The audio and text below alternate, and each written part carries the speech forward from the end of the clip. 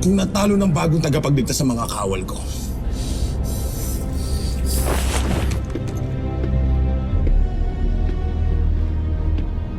Marahil siya rin ang dahilan kung bakit hindi nakabalik si Varga. At ako sinisisi mo. Ikaw ang hindi kumikilos muli. Ako lang gumagawa ng paraan para mahanap ang Mjolnir.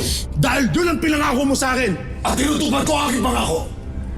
Hindi ba ikaw nakaupo kayo sa trono ng dati kay Boldur? Dati nagmumukmuk ka lang sa sulok. Pero ngayon, isa ka ng hari ng buong Idabol. Ngunit may kulang! Wala pa sa akin ang makapangyarihan martilyo ng aking ama. At kapag hindi mo ito nabalik sa akin, Loki, tatapusin kita!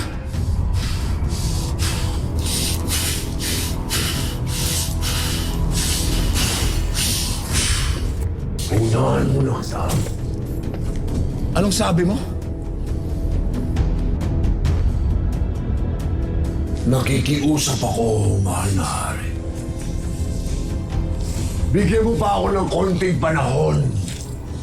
At ako na mismo ang maghanap sa makapangyarihang martilyo ni Thor.